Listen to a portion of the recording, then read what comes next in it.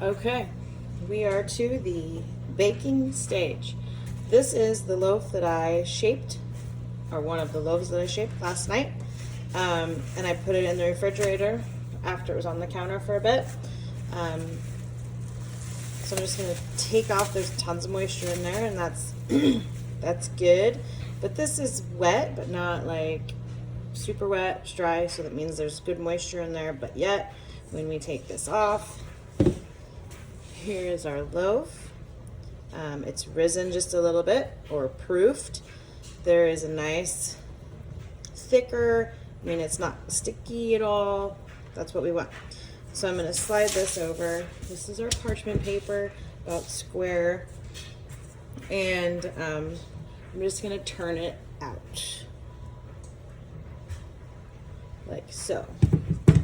So now my little Banneton thing, it's wet. It's kind of doughy, I would say, but not terrible. So that bottom is a little wet, not a big deal. It's gonna stick, that's what we want. You're gonna try and spread this out, flour. If you feel like it's too thick in a spot, take a butter knife or whatever you have and scrape it, and then just rub it into the other places. Because that will bake on there and it'll be white. Not a big deal if you don't do this. It's not a big deal. Okay, now we're just gonna try and tuck, because I like oval. If you don't care about the oval, you can do it however you want. That did spread out a little bit. That is just a sign that maybe I overproofed this last night, or did my first rise too long, which I will admit I probably did. We had a thing that I had to go to, so I was kind of trying to rush some things, and then I had to wait to shape. I don't want that chunk there, so. Okay. There is a bubble that was right here, and it popped a little bit. Not a huge deal. If there's giant bubbles, I tend to take, this is the razor that I use. It's just a little knife. You can use a regular razor blade. You can use a super duper sharp pointy knife. I tried that as well. You'll kind of get your knack, how you want to do it. You can get a what's called a lame, I'm not sure how to say it. It's Lame. It's like on a stick. It's a razor blade on a stick, essentially. There's all kinds of things if you Google sourdough scoring tool.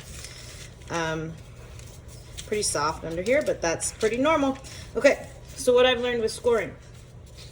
If you want it to stay oval, the best thing to do is to do a deep cut across. You can do just a regular French bread cut. You can do a pretty design in the middle. As long as you have an expansion cut on the ends or in the middle, it's going to stay oval. If you do a long line this way, if you have a round Dutch oven, it's gonna want to, if you do a long cut this way, it's gonna want to go round. But if you have a round Dutch oven and you do them this way, it's going to stay oval because it's going to go this way. When it expands, it's going to go this way. If you have a round and you do a long this way, it's going to go this way, making it round. There is no right or wrong answer to this. If you like round and you like round, if you like oval, you like oval. We like the oval because it isn't, I don't know. There's really no reason why I like oval, I guess. Now, if you have an oval Dutch oven, it's going to stay oval because it's going to cook to the shape of your vessel, right? So you can do a long cut this way. So I have to do all of mine mostly this way because I have round. So I'm just going to do a cut there. And you want to go deep because it needs to expand. So you see all that lovely air in there. That's normal. I'm going to go down here. You don't have to be pretty. You're eating this yourself. It's not like you're selling it. And then, I don't know, Max likes it when I do a little sun. So I'm going to do a sun in the middle, or a flower, whatever you want to call it. most likely one of these is gonna split, and it's not gonna really look like this when it comes out. But again, I'm eating this, or I'm giving it to my mom. It's not like it's a big deal. So if I want to prevent this really from splitting here, that one's probably too deep, and I went in an angle, so it definitely probably will. The straighter you can keep your design, the better. But I can also put an expansion cut down here and down here, and that's gonna help. The sharper this thing is, the better. So I'm gonna slide that off because I have two. So we'll do another one here. Take my little shower cap thingies off, turn it out.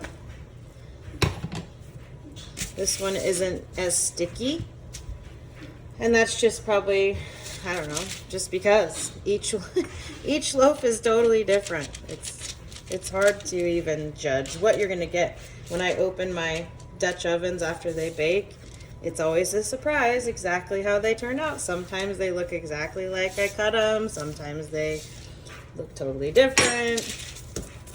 It's just whatever. So now I'm just shaping that into my oval. I usually do it on the diagonal, so that when I pick it up like this, it stays in the oval.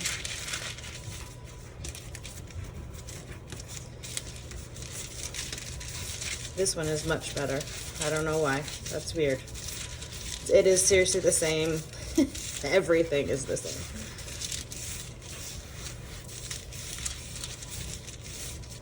See, it's not spread. The other one kind of spread out. Okay, so this one, let's see. I don't know. I just pick a design. So if you're baking and I'm going to cut this and then I'll show you exactly what I mean. That it's going to cause an ear. So I'm going to do a zigzag.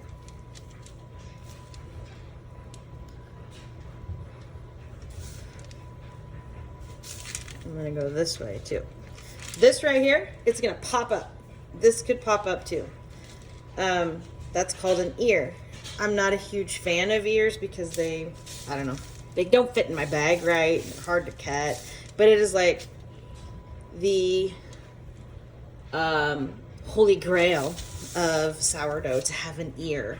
So if you are cutting like this, again, the straighter you cut, the less likely, like straighter upright, the less likely you are to have an ear. If you don't mind the ears, that's fine. Just do a little design here because they're fun. Max likes to see them. One time I cut Max's name into a loaf and he thought it was awesome.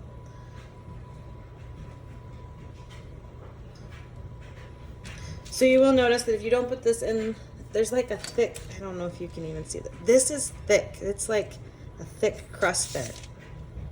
That comes from putting it in the refrigerator. If you don't put it in the refrigerator, you're probably not going to have that. But that crust makes it so much easier to score. So if you get on, I don't know, Pinterest, Google, whatever, and you Google scoring, there's so many very talented people.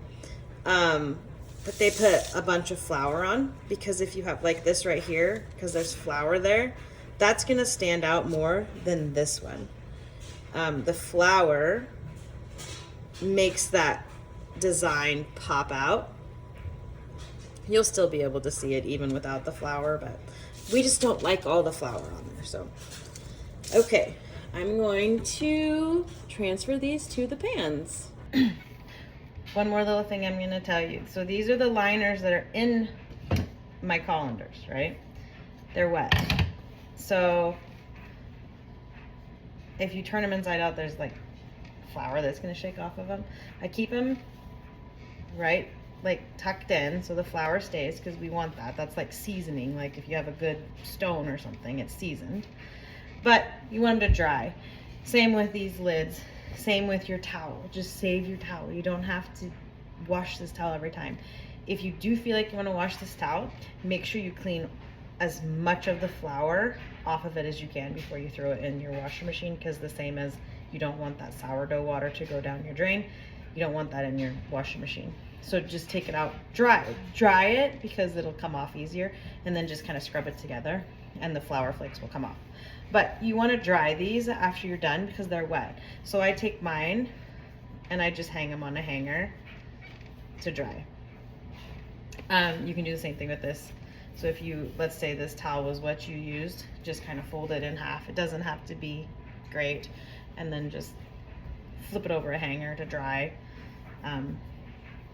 But you want them to dry out because if you let them set and get in that wetness, the moisture, then it'll kind of get moldy. But it won't take long to dry those. It's 100% cotton. So your towels, you want them to be 100% cotton because polyester will flake and cause lint. So 100% cotton.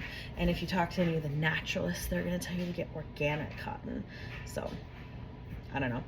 The ones that I use inside my bowls are more linen-y kind of fabric, kind of like a tea towel, so it's more porous. The stuff I use on top is just a basic quilting cotton, so it's a little thicker. So that's all. Okay, this is very important that you are super careful. I have my oven preheated to 450. I have my Dutch ovens inside of there heated to 450. Always, always, always make sure you have oven mitts. Probably a better idea if you have oven mitts that cover your whole hand, but I like these oven mitts. You take these out. I preheat them with the lid kind of off center so that the heat also gets inside. I'm sure they'll preheat inside as well, but I like to do it off center. Then put the lids back on while you're kind of transferring stuff out. Don't take these out of the oven until you're done scoring because you don't want them to cool off. I'm going to start with this one. Super hot. I'm going to go grab my first loaf.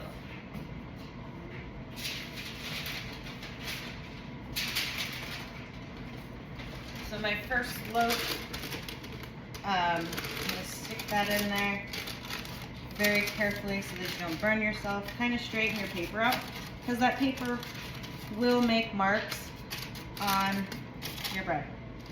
Have your ice ready to go. So you're going to put 3 ice cubes, 3 to 4, whatever you grab, on each side. So on the in the oval, on the diagonal of that.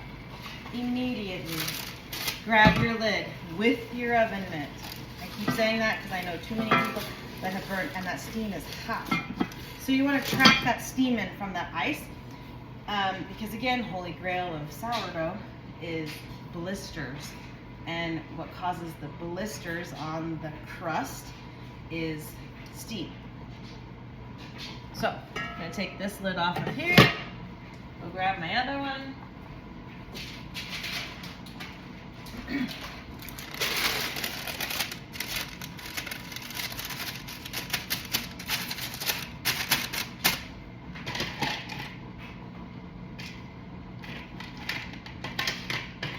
Slippery. 3 ice cubes each side. And put my lid back on. Bam. Just like that. Grab your oven mitts and put them in the oven to bake.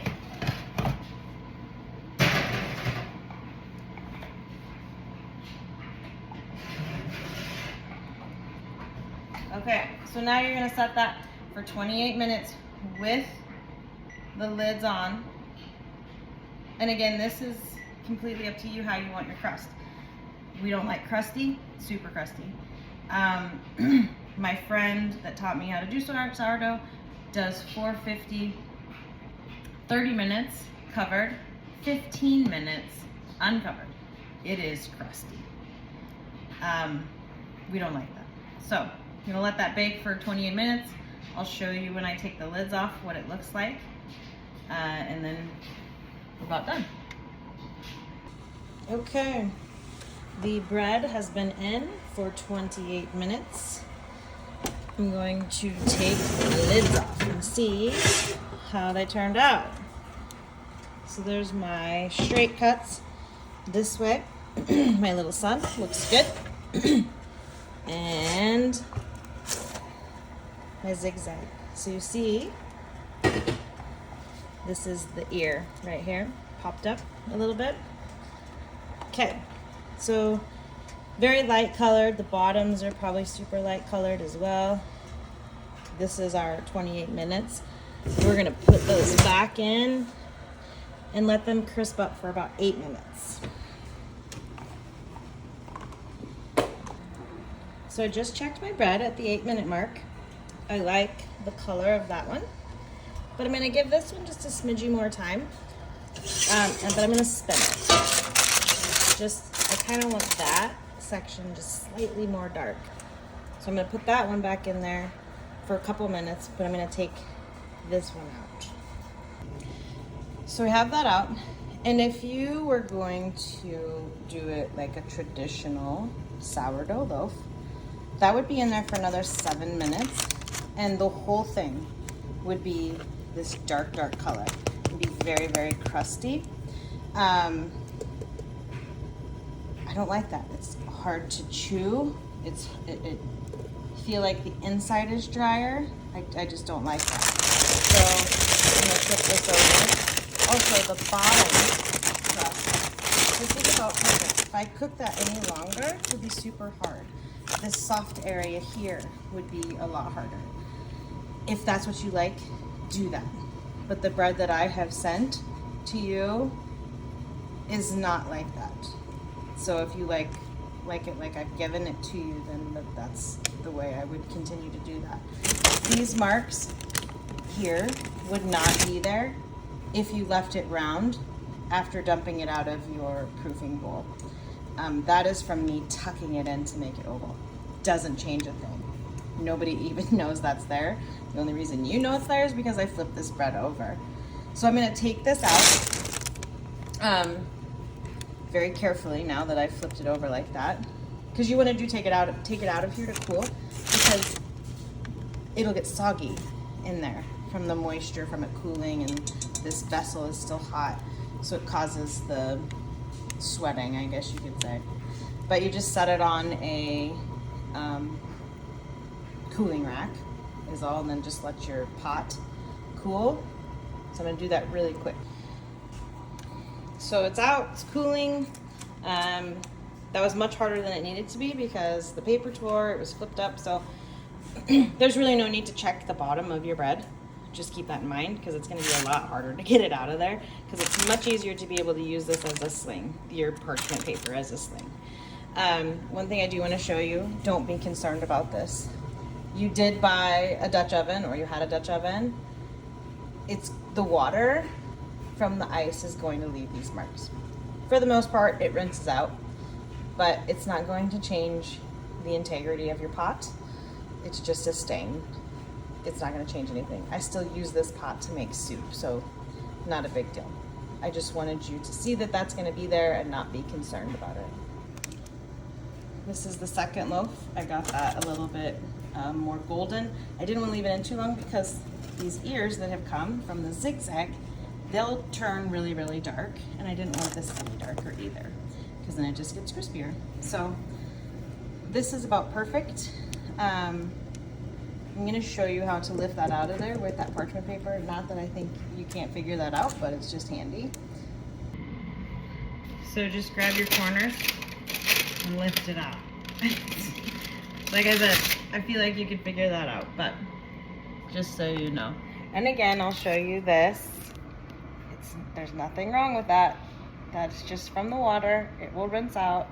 This dark spot might stay, and maybe it's residual from another time that I baked, but not a big deal. After you take your loaf out of the oven, you're gonna let it cool for at least 30 minutes before you cut into it. Do not cut into it now. As you know, with anything, after you take it out, it's still kind of cooking, so you gotta give it some time to rest and finish that baking process. And it takes quite a while if you want it to fully cool to put it in a bag. I usually let mine sit out for half the day. Honestly, you just cover them with a towel and you'll be fine. One other thing I wanted to show you, I talked about blisters. I don't know if it's gonna not zoom in on it, but these little blisters here, all of these little bumps, look like little warts. Those are steam blisters.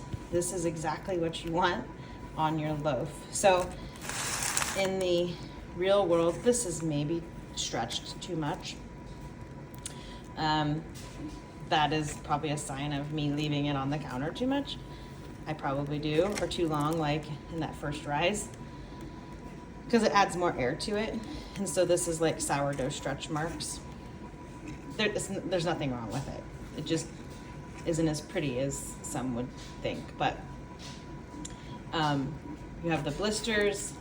You have a tiny little ear here because I did this expansion cut on the bottom. There's an ear here, blisters on the side here. So this is virtually perfect. It's not as pretty as maybe those professional bakers because I don't have the flour. Here's a little residual flour, but perfect for me. Yeah, so just some little sourdough visuals for you.